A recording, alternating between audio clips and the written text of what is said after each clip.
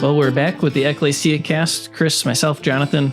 Good to be here following a beautiful Mother's Day that we had yesterday. It certainly was. We arranged that, planned that together. Like, we want a nice day for our moms in our church. We planned that out. But it was a beautiful day. Enjoyed the day celebrating our wives and our mothers. And so, great day. And we're going to kind of follow up on that today, talking a little bit about Chris's message on Sunday and just talking about the Lord's blessing in giving us the mothers. So, yep. Yeah, it was, like you said, just a gorgeous day yesterday. It was, just one of those beauties the Lord gives us, which just highlighted the celebration of the day as we honor our mothers and our wives and just the blessing that they are to us. And that was really the theme out of the passage of Proverbs 31, looking at how the godly character of women are a true blessing to their families. And, I think this is just a great opportunity when we have these kind of celebrations to kind of highlight that and just encourage our women when our culture is speaking so much to us and trying to get us to devalue what God points out is very valuable. And so I think that was the kind of the theme that I was struck with as I was kind of walking through Proverbs 31, the way in which women are viewed within our society and the sense of value that they bring and kind of the de-emphasizing of the value of motherhood, of being a mother, and how ordinary that is, and yet how extraordinary God honors that and recognizes that. And so it just was kind of rattling around in me as I was kind of walking through this passage. And the other thing that was interesting about this passage that I found was so often in Proverbs 31, we focus in on verses 10 through 31, just that virtuous woman and the description of it. And as I was just studying the passage, I saw that it seemed like verses 1 through 9 were connected to verse 10. It didn't seem to me that it was like an addendum that was added or another author kind of slipped this in or connected it to finish the book of Proverbs. It's not isolated from the passage. I think it's a continuation of this teaching that this mother gave her son, who just happened to be a king, though we don't know who he is. One of the things in studying about this, I found fascinating was, we're not sure who this king is. And there's no record. We have no record in the scriptures, no record in historical documents about a king named this way. So some have concluded that this was a pet name by a mother for her son. And their assumption is that the mother here that's referred to is Bathsheba and the son is Solomon. And so it's Bathsheba talking to Solomon, and she's giving him guidance as to his position as king and within his family, like the woman he should choose for a wife. So, that really was, whether or not that's true, we don't know. But in any event, it is this mother giving a son counsel. And then I think indirectly giving a daughter counsel because she's talking about this virtuous woman. So whether it's her daughter specifically or just women in general, she's acknowledging this virtuous woman in verses 10 through 31. And in verse 10, the word excellent in the translation, the Hebrew term is the word for being strong. And some have concluded because of that emphasis in that verse that this is about a strong woman, this was a heroic poem. This was a poem truly of virtue, of the strength of women. And it seems fitting. And that was kind of what grabbed me as I was studying through this. Like, what a wonderful way that the book of Proverbs ends is on this discussion of women who are virtuous and strong and faithful to the Lord. And I had mentioned in the introduction that, if you read the book of Proverbs, the presentation of women, you could walk away from the book of Proverbs with a negative view of women because there's such a hard, a dark view of them, the way they're presented. And so it's marvelous the way the book ends with this woman of virtue. Like, no, women aren't just a source of evil. Women are a source of blessing. This is what God has designed. When they embrace that role, the roles that God has ordained for them as wife and mother. And those are virtuous roles. And in a culture that really is diminishing that today about being a wife and a mother, like there's something of lesser value to be that. There's greater value to be something else. The world doesn't necessarily define what it is. They just kind of imply that isn't a worthy enough role. There's nothing valuable here to be a wife and to be a mother. And I think sometimes we get lost in the whole discussion of, can a woman work outside the home? And you get into all those kind of debates. And what happens is, even in those debates, then we diminish these roles. Like, the reality is these roles are valuable, being a wife and being a mother. Being a wife, you with your husband are accomplishing the will of God. Being a mother, you are accomplishing in offering your children wise counsel, which is where I kind of parked in especially the first part of the message about the wise counsel this mother was offering her children. And what really caught me was she was, in her wise counsel, giving her son, who would be a leader, counsel about leading, about being a leader. And it really caught my attention, like, wow, the value of a godly mother to teach her son or sons to be leaders, like to be leaders. You are a leader and you should be one. And it is, it was just like really, like, I thought, man, that's so different. Like, think about what this is saying. I think how encouraging that can be for women who maybe for, reasons beyond themselves, they have children, they have sons, and they feel like they can't raise them, or they're not able to raise them because they don't have a father. And it's like, no, you can raise godly leaders. Because here's a mother who's teaching her son, who is going to be king, like, here is what you need to be. And I kind of pointed out from the description in verses 1-9, how this man was to be moral, disciplined, and just. And I mentioned how in this passage, the argument here is from the greater to the lesser, where the king is being described. So here's the greater, but it's being applied to the lesser. Like, we can all learn from this, and how true that is. Like, you can, like, any godly mother can teach their sons to be moral, to know right from wrong, do the right thing and not the immoral thing. They can teach them to be disciplined, to say no to themselves and to their passions, to recognize that their position is not one of power, but of responsibility, and they need to carry that out.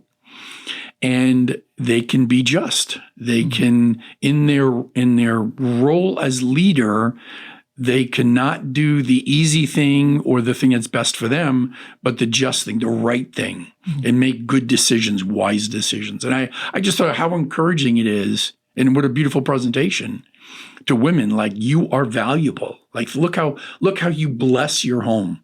You bless your children. No wonder they rise up and call her blessed and praise her. No wonder they speak that way about her, because look what she's done. She's equipped them to live a valuable life. And then conversely, in verses 10-31, there's this description of a godly daughter, like a mother's imprint upon a daughter to be strong again embrace the virtues that and the position that God has given to her, and then embrace that and live that out in her life. And in that section, it was just so amazing to me in that opening part of it, where it talks about her husband, trusting, his heart, his life, he can trust her with his life. And I said, the beauty of the marriage relationship of two becoming one, and in that union to know that a husband can trust his wife unequivocally and know that she will not harm him because her intent is to do him good. Like that is just, and again, that can happen because the two of them are accomplishing God's will, not the husband's will, or some other aspect that they're trying to accomplish. It's like they're seeking God's will. And because they're both seeking God's will, he can trust, like he can recognize through, in the background of this, through creation, that God from him made woman, brought woman to man, and the two became one flesh. Now this is of his kind, and together they can accomplish the will of God. Like, God's beautiful. Yeah. Excuse me. Sorry. I remember when, I've seen this a number of times in our family, but the one that always made a huge impact in my thinking was when we took Ethan for kindergarten. The start of kindergarten, you went in parent night or whatever. And we're sitting there, and the group of teachers are going through, okay, this is what we're expecting your child to know coming in the kindergarten. And I remember sitting there thinking, our kid knows that, but Ethan, at the time was the one we were thinking of, but Ethan knows that stuff. But it never crossed my mind until right in this moment that he would need to know that going into kindergarten. And I remember getting in the car, and I told Tracy, I was like, I am so thankful for you, because I was sitting there thinking we needed to have him prepared for this. And if it was just me, he would not have been prepared at all, because it just wasn't. I just assumed you just go to kindergarten. You'll learn it there. Yes. And I'm sure there are kids that learn it there. And but I was just sitting there, I was so thankful. And that's where it's we're pursuing the Lord's will in the midst of our family. And in this case, the training of our children to just be able to read, write, and live life. And here she was doing what God had called her to do, and I hadn't even thought about it. Right. And it really impacted me. I was like, wow. The other thing I found that was really interesting in this section was evidently, even today, in the celebration of the Sabbath, Jews begin the celebration reciting this section of the Proverbs, verses 10 through 31. And they'll recite that section to remind them of the virtue of women.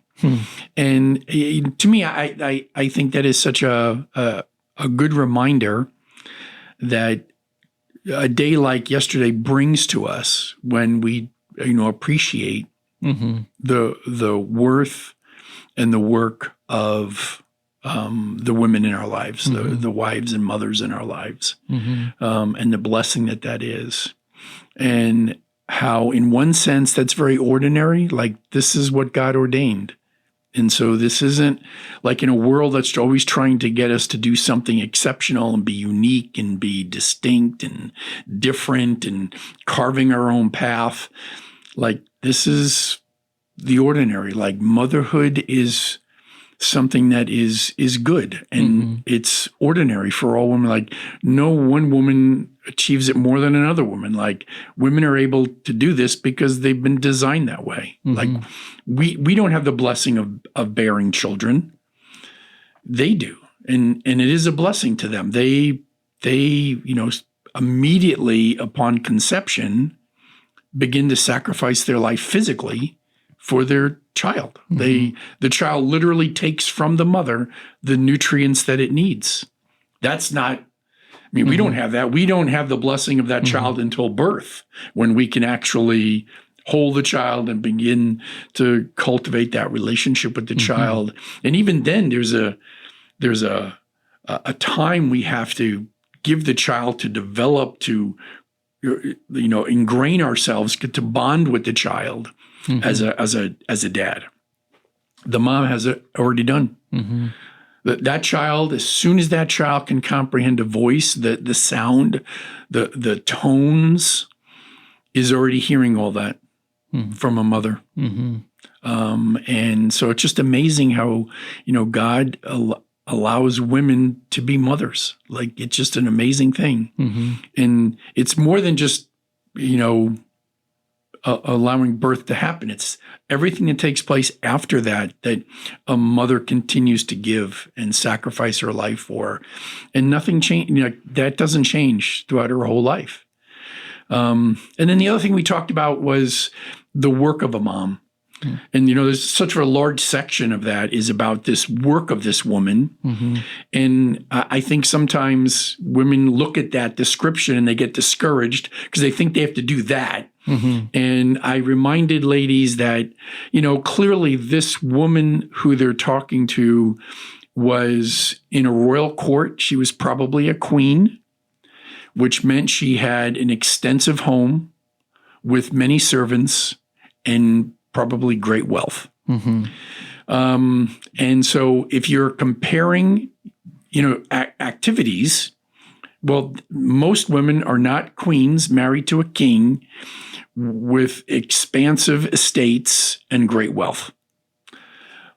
But the diligence that's recorded here is something that moms do, like all moms work. And that's what God created you to do. God created you to work. Motherhood is work. Being a wife is work. And I don't think it's a bad work. I don't think it's a burdensome work. It's a good work. But it's work. And you have to be diligent in what you're doing. And that's what I think generally, that's what women talk about. Women talk about, I think our phrasing is, the way we would say today is, a woman's work is never done. And women feel that. And it's why, they need these momentary points along the way of life to be appreciated, to be acknowledged, like to recognize that work. And I think sometimes it can be easy with children who don't appreciate that, the rising. I didn't spend time on this, but the rising up and calling blessed, probably not when they're young. That's probably, maybe when they're real young, they'll express things to their mother and that'll be an encouragement to them. But especially as they get a little bit older, they don't get as much of expression. Probably the rising up and praising won't happen until the child has a little more time to reflect on that and recognize, wow, you know what, mom really did, like, it's amazing, and they can really appreciate, and then they'll share that. But I think the important point is that we should share it. Like, remind ourselves, husbands and children, like, periodically to appreciate them. And yes, this gives us a day to do it, to show our appreciation, but to beyond this day, to periodically remember, man, you just work hard. Even in the division of labor, like as a home divides your labor up and you figure out how you're going to do this and live your lives and so forth, they still work, probably far more, like you said, like in your example, like she was doing work and you weren't even aware she was doing work. And then it hits you like, oh, she did that. It's already pre-done. Like, great. And you're aware, like, hey, thank you. Like, you did that. I didn't even think of that. I know, like, Jan and I will say things periodically where she'll thank me for doing things that she never thinks of, like changing the oil in the car. Like, yes, I still change the oil in the car. I don't go to a quick lube.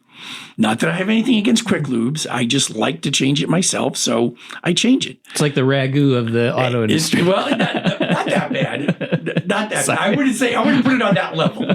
That is a far greater level, I think, that would be the case. But I still like to do it and just tinker around that way. And so, when the car says it needs to have its oil changed, I just change the oil.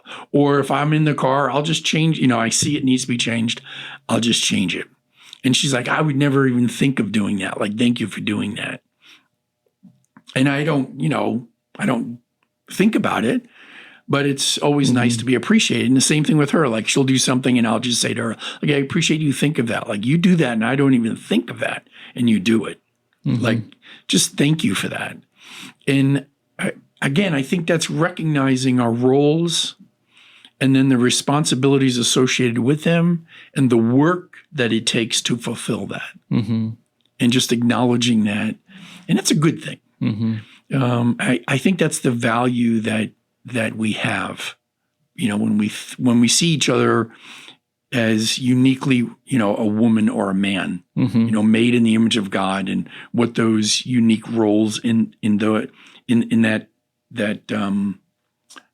place allows us to be, and so forth. And the church, has, we have a checkered history in some of these relations as we look at men and women and the importance and so forth. It's got a checkered past there. But I think overall, there has been a constant theme of the inherent value of men and women. And I think that has been true. One of the interesting things I read once, and it was regarding the revolution in America, they said that historians believe that one of the reasons why the revolution spread so rapidly amongst the 13 colonies was because women were literate. I think they said 60% of women were literate in that age. And they attribute that fact to of women learning to read because they want to read the Bible. And so they're learning how to read, they're being taught how to read so they could read scripture. And what that did was, as it made information, the colonists then started writing things about the revolution and gave it out to people, and all these people were reading it. And it's like there is this inherent connection in history where you see the influence of Christianity because of this want to know God, to walk with God, to learn of God. And so this want for being able to read, and how it just lifts up everybody. It just makes everyone, again, it just shows the value of us all in the eyes of God. And so it's just a beautiful, again, reminder that, we may have a checkered past with respect sometimes to our view of women and so forth, that we do seem to come to the place where it's like, no, we all have inherent value, and we recognize that value. Yeah. And that's a really good thing. And Mother's Day is just one of those opportunities that we have culturally, like we still celebrate it culturally. So it gives us a window where we're kind of focused on it, thinking about it, to highlight, punctuate some aspect of it, and hopefully encourage our women that are among us with it. Like, value who you are. You're a woman, and that's of great worth in God's sight. Yeah. And even look through like the New Testament, you see the New Testament places tremendous value on women. I think of Mary and just how she was central in the opening of the Gospels, and her very apparent spirituality, and just the way that she, the role that she played in giving birth to the Messiah, and undoubtedly the training and insight that Jesus carried forward into the rest of ministry that he learned from his mom. And you see that in her Magnificat in Luke, and you see just her walk with the Lord. You see it with the women that were the first to report on Jesus's resurrection from the dead, and the first really to believe, while the disciples were sitting there thinking, this is just women telling us this. I don't know if we believe it. And it's just amazing to see the value that the Lord places on women, Right. even in the New Testament. Right. How that gets turned on its head, like you said, like in that day, the idea of a woman being a witness, just there would be no value there to it. And yet, look at these women who were the first to witness that, just how the Lord really reorients ourselves around that. And that's a good thing. And especially in a world today where I think there's just confusion in the roles of men and women. Like there's such confusion. Guys don't know who they are. Women don't know who they are. And so there's just this like, who are we? And what you're being encouraged to do is to create your own construct. Well, who am I? I'll just create it myself. I'll just figure it out myself. And you don't have to. Like there's nothing wrong with identifying with being a man or woman created in the image and likeness of God and understanding what that means. And I really think, especially for believers, as you are grounded in that, we should be examples and able to be true light in a community that shows, that is in such confusion. Like, I don't know what I should be. Because our society has so far removed itself from these roles, looking at them in some way as being either antiquated or outright wrong. Like they're just cultural constructs that are made, and we can create any construct we want. And it's like, no, we can't. And I think biologically, being a mother proves it. Like we can't. I cannot sustain. I know they want to say today they could put somehow maybe life in me and it can survive. I don't think it can. I don't think we have the internal wiring. I don't think there's the plumbing for us to do that. In a woman, there is the actual, she has the way in which she can actually sustain life inside of her naturally. And that is just an amazing thing. That is such a, that's God-given. So that's why motherhood is like, that's ordinary. That's just that's how God made it. God said, be fruitful and multiply. So he gave man his part, he gave woman her part, and the two come together and they can accomplish God's will. They could do what God ordained. And I understand, women can struggle with, a couple could struggle with, I'm not getting into all the exceptions that could take place. On average, normally, this is how this works. I understand there could be exceptions and how that could work out and what could happen. But that's just a God-given role of being a mother, being a father. Like those are good roles, being a man and being a woman, being a husband and being a wife. God-ordained roles that are not hindering our life. I think they benefit our life. They are a blessing to our life. Yeah, and to the point about the culture being so confused and denying the distinction that the Lord has made. It was funny because we were talking about this a little bit before the podcast in our neighborhoods. Even though it's denigrated in some level today, like you look around in your neighborhood and what were people doing? I was celebrating moms, and I was telling Chris before we started here that there were flowers left over at church yesterday, and so we took those home and we distributed them in our neighborhood. So we stopped at like 5 or 6 different houses and talked to some of our neighbors and what they were doing, and without exception, every last one of them was celebrating their mother and thinking about the unique contribution that she made to the home. And our next door neighbor, the dad was out doing a bunch of yard work that I knew was like, he doesn't want to do this. I'm sure this is for his wife. She wants this particular part of their property deedified. And so they did. And then the neighbor next door was, we were talking to her, and she had said that she just asked for her kids that she wanted to spend time together. So they were doing something outside together. Like, that's all I want is for you to spend time with me this day. So that's all I'm asking for. And that's what they did. And I was like, we can't escape it no matter how hard we try. Like, there's this. And it's not devaluing.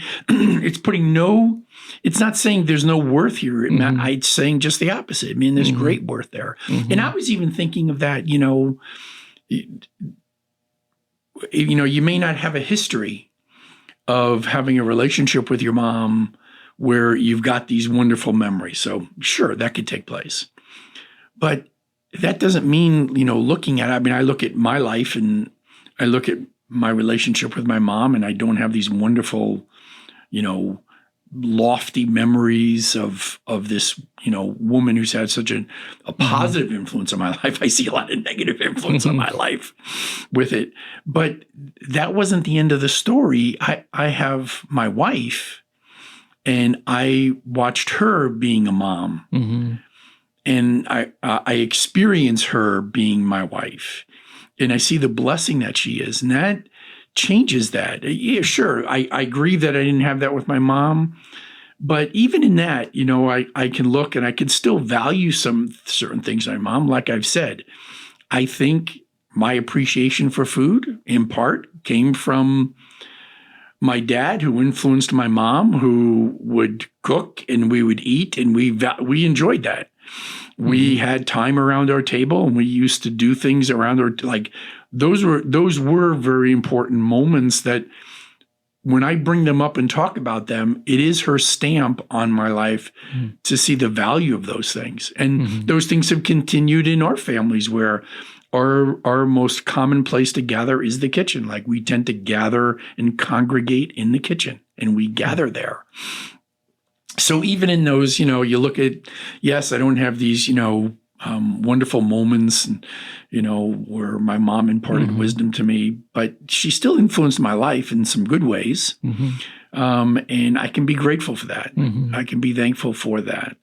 And so I think when you look there, and like I said, even if you don't have that and you can't see anything, you can certainly look at your wife or your and the mother of your children and see the blessing that she is. And if you're not married, you could recognize this is the blessing that can be yours as you wait and eventually come to the place where you get married to somebody. Like, these are the qualities that you would want to have as a man, to be the husband and father you should be, and the qualities that you would look for in a woman to see what kind of wife and mother she should be. And you could look, both ways. Like, just don't look to the other to see what they should be in the absence of what you should be.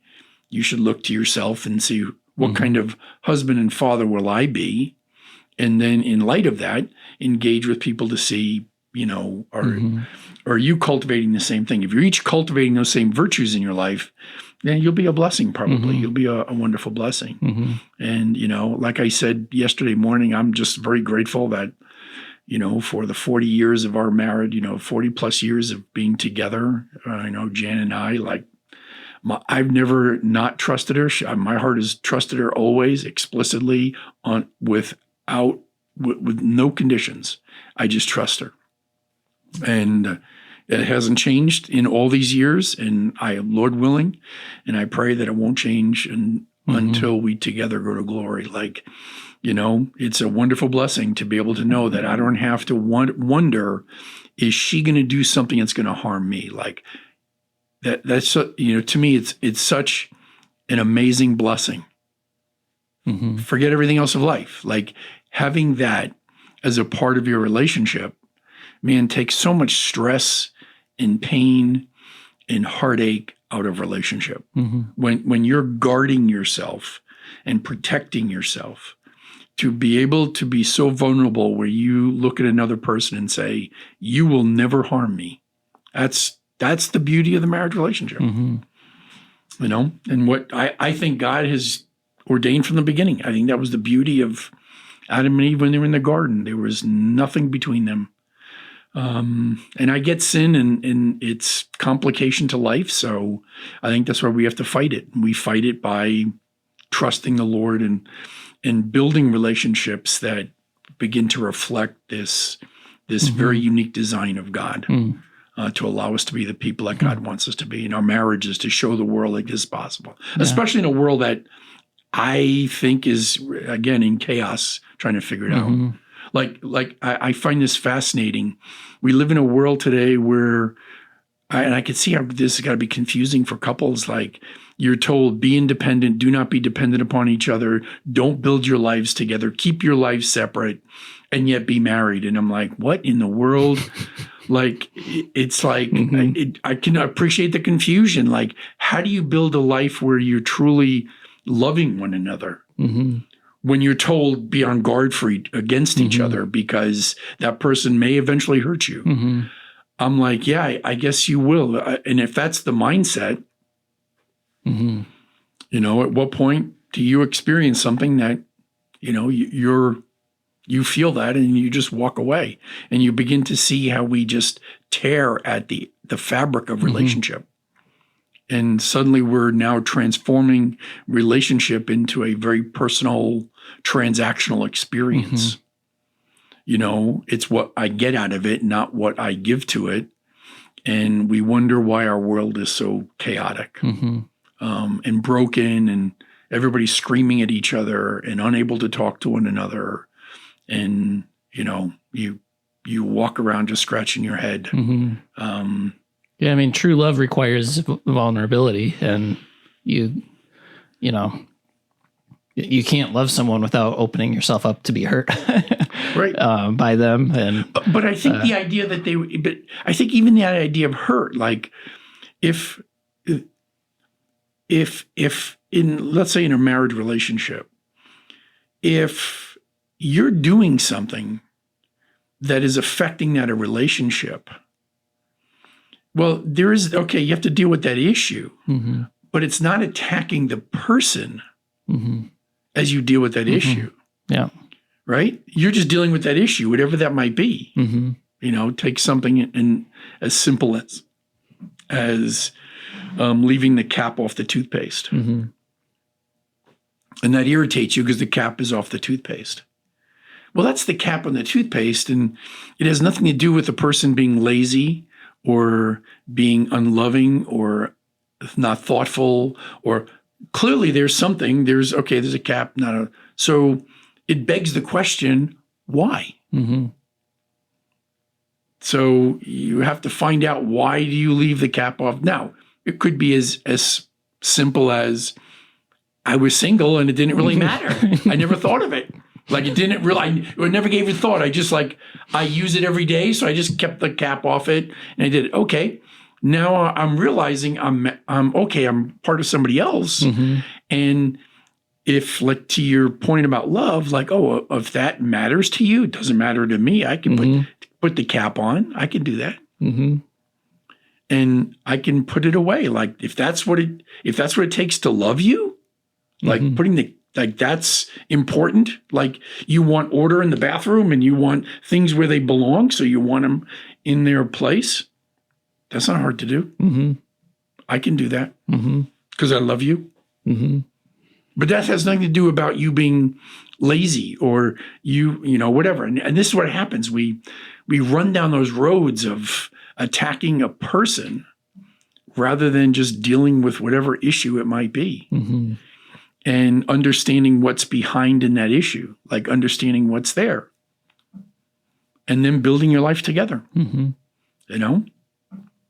And sometimes it is a matter of, you know, so if a person, you know, let's say a spouse talks about it and they keep doing it, like and they just forget and they just keep doing it and they don't give it thought to it. Well, maybe that's your way. Like, here's a way in which I learned from my wife, who heard this from something that she heard. This could be your way, as you pick up the toothpaste to put the cap on, to pray for your spouse and thank God for them. And that's just your job. Like, okay, I can do that. That's not a big deal. And it will remind me to pray for them. Like, every time I see it, I'll thank God for my spouse and pray for them. Not to put away the toothpaste, but to pray God's blessing upon their life, that God would keep them close and walk with them. And when you get to heaven and your husband finally learns that was the wrong thing to do, you say, I've been praying for this moment. I mean, just kidding. It is just that, we have all these things that you build your life together, and it's just when I think transactionally about relationship, that's where all these things start to, if I take every issue like this as a transactional thing, like this is a statement of your love for me. When I start moving down these roads, that's what happens. As opposed to just building your life together, and you learn one another. And as you learn one another, I would think you would just want to do those things that, help like truly benefit from one another. Like I said, I always find it interesting. Let's use that again as the example. So I would guess, so I'm making an assumption here that guys would be the ones who would leave the cap off the toothpaste and women would be the ones. So I'm making an assumption there. Could be reversed, but I'll make that assumption. But then maybe you go into a guy's workroom with tool chest or tools, and suddenly it's like everything is pristine where it is. So it's like, oh, you can do it. See, it's like we can do these things, and they might have the same reaction if, someone comes into their workroom and removes a tool and doesn't put it back exactly where it is. So it's like we all can have these things that, we have to walk through and deal with. And it's just part of building your life. And it doesn't mean we all have to be, the same. It's just, here's how we build our life together and love each other. Even through some of the things that we do and we're not aware we're irritating each other. And we could do that. We could all do it. We all have our little things. Yeah, I'm just thinking through personal experiences. It is. Right. I'm sure everybody can think through like, oh, yes, I have this one. Like, and I have this one because we all have them. Like no one is without them that we do. And, we all have big buttons that our spouses can push. And sometimes we like to push the button. And sometimes we don't know we're pushing the button. Yeah. And so we just, we just do that. We just try. And like I said, sometimes it's like you just love each other through that. When it's not like this, malicious intent to harm you. It's just something that is a habit. It's nothing wrong, and you do it and you try to change it, but then you find yourself going back to do it. I think of one in my life. So Jan likes things in like everything in its place. She likes it brings calmness to her to have it all in place. I appreciate that. And so I usually put up on the counter my wallet, stuff my pockets. I put it all up on the counter and just put it up there. And she has tried over the years to get me to alter that. For a while, I put it someplace else. And it just never works. I just tend to gravitate back toward that spot. And I know she doesn't say anything, but I know like she doesn't make a big deal of it. And I know it's like she wants order there. So like there are times when I'm like, oh yeah, that's right. I got to make sure I put this someplace else. And I try to remember that, and I just forget. I just like put it here because I just always go for it there. It's just a creature of habit. And I have the same exact problem. Yeah, and so she doesn't like harp on it and make a big deal of it. And it again, I just appreciate that. I and at times I recognize it and I try to change it and I try to move it someplace else so that it's not there. And I'm sure that I do things, and I mean I'm the same way. There are things that I want, so I like the plastic bags. We have a spot in the garage where we take plastic bags and put it, and Jan just always puts them under the sink. Like whatever it is, she just puts it under the sink. And so every time I go for a garbage bag, there's just a ton of plastic bags under there. And, even though I've said to her, like she said to me, and I'm like, I've got this thing outside, like you can just put them outside. I know she's busy and her intent is not wanting to do that. I just know it's outside. And so she just doesn't go to do that because she's busy doing other things. So for her to clean it off the counter, she just puts it underneath. So what do? I just gather them up and take them and put them outside. And she'll go look for a bag and she'll open the cupboard and then she'll go like, oh, they're outside. And she'll just go outside and get one. And it's just like, I know she's not doing it to irritate, like, I'm just going to do this to irritate him. It's like, I know that. I know it's because she's busy, and that's just a quick place that she could put it. So it's off the counters and it's away.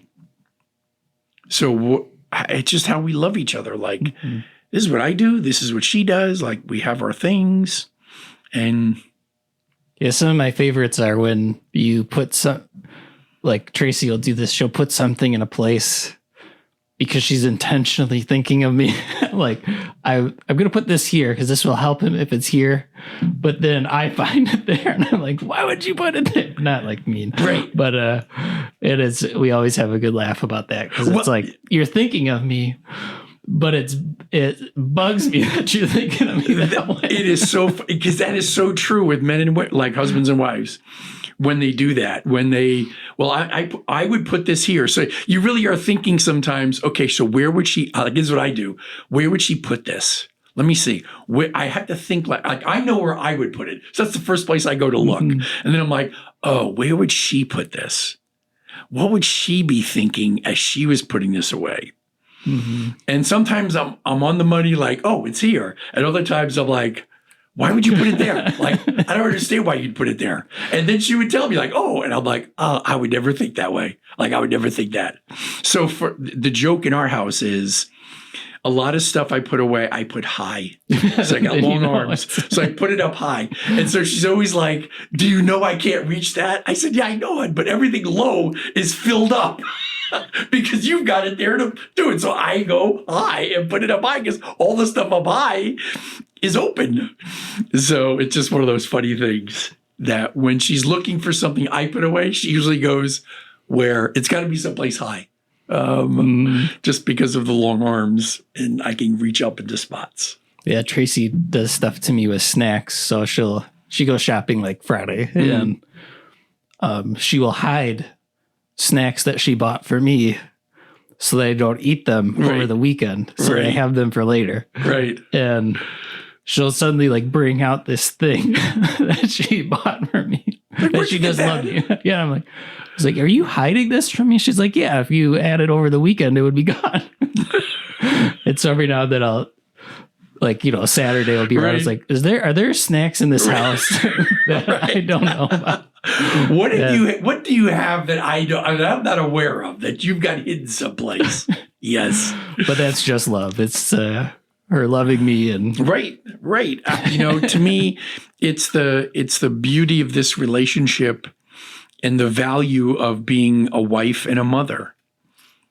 And I think it goes back to, what we're trying to say, what tried to say yesterday, to be an encouragement to the women, not to point out how they're failing, but how you are occupying roles that are honored by the Lord. Like that's how he's building your home, being a wife and being a mother. And there's nothing wrong with occupying those roles.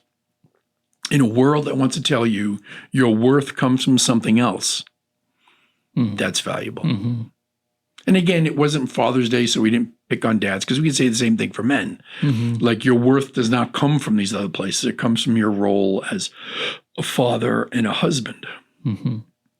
So, and I think that's a good thing. I think it's a wonderful thing to remind ourselves of, because that gives us the source of appreciation. Like, I can appreciate my wife for who she is as a wife and for who she is as a mother. And I know the basis of both of those begin from being a godly woman and fearing the Lord and walking with him. And she stepped into these roles of being a wife and a mother. And that's a good thing. That is a good thing. It's why women are drawn to men. I think that's God wired inside of us. Why men are drawn to women, like God puts us together, because we're the same kind in that sense. And why the two then are made one, and then used by God to accomplish great things. Yeah. And one of the greatest blessings that we accomplish as husbands and wives, fathers and mothers, is influencing a generation, right? With wise counsel. And that's what hopefully, the women, saw that, wise counsel should be on their tongues, and that that's a good thing. Yeah. Giving wise counsel to their children. That's what I find in our family. I told my wife and I laugh about it because when the kids want something done, they call me. Hey, Dad, could you help me with? And then it's like, hey, Dad, what do you think about this? And like, we talk about that stuff, and they'll call me regularly for those kind of things. Mm-hmm. But I always remind Jan, but when they just want to talk, mm-hmm. they call you. Mm-hmm. They don't call me. The same thing happens in our family because with Ethan especially, you notice this. Like, he will go on walks with Tracy, and they'll just mm-hmm. talk the whole time. Mm-hmm. And I'm not jealous of it, but there's a certain part of me that's like, man, I wish we could talk like that. But we get in the car and go in someplace to do something together, and we talk, but it's not like that. Right. It's not like he's overflowing with all of this discussion. It's like, well, that's his mom. Like, that's the unique way in which she's contributing to his maturity as he's maturing. Right. And right. It is cool how the Lord's designed us and fitted us together in that way to raise up the next generation. So right. And it really is. It just is. And I remind her of that because, at times, as she grows, maybe frustrated or weary of certain things and so forth, I'll just remind her, like, hon, every time they want, just look at it. Every time they want to talk, they're calling you. Mm-hmm. Now, I may be part of the conversation. I may be hearing, so it's not like they're trying to keep anything from me, but they're calling you and talking to you. And I'm grateful for that. I'm grateful mm-hmm. that she can offer them now she can offer them wise counsel. She mm-hmm. can try to give them wisdom, like she still speaks wisdom into their life mm-hmm. as she talks to them. Mm-hmm. And I'm grateful that they can call me and I can do the thing. I'm always willing to help. And so mm-hmm. what can I do? Mm-hmm. And I have no problem doing it. Like, I'm good with it. Like, here's how I contribute. Mm-hmm. And I'm good with that. So it's just interesting how the Lord just he'll use both a husband and a wife, mother and a father to accomplish mm-hmm. these things. Mm-hmm. Just the beauty of it. Yeah. Yeah. Amen. So do you want to give us an update on the Serve Tour? Yeah, so I should have some more information tomorrow, and then hopefully on Sunday I can share it publicly in our service and so forth to kind of direct people where to go and how to sign up and so forth for projects. So I'm hoping to get that information tomorrow. And that would then allow us to connect specifically to projects. The way this Serve Tour is going to operate, you're going to actually sign up for a specific project that you want to be a part of, which, again, it works to our gifting and talents of what we can do. So, if you like to do things with your hands and construct things and build things, there'll be an opportunity. If you like to, share and talk, and there'll probably be those opportunities. You like to serve, there could be those opportunities. So it'll kind of fit into your wheelhouse of what you want to do. So it's not like, come and we'll divide up your labor. You'll actually choose it beforehand. Hopefully Sunday I can give some specific information of where people can go to do that.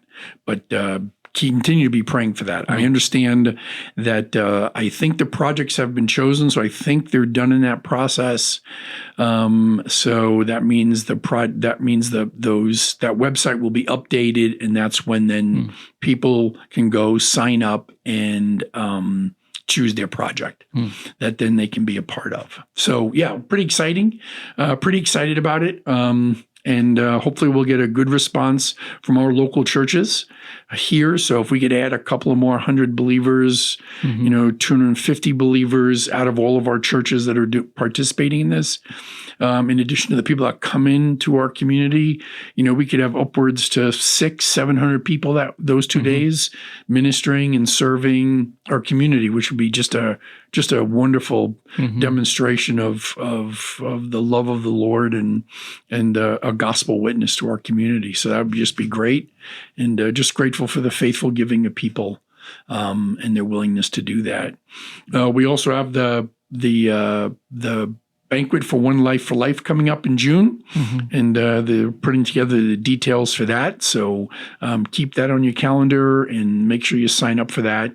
I'm sure it'll be a good evening as you hear about just the good work that's being done, not only in our community, but other communities now that are joining us in this work of, directly saving lives, of seeing women choose life instead of death through an abortion.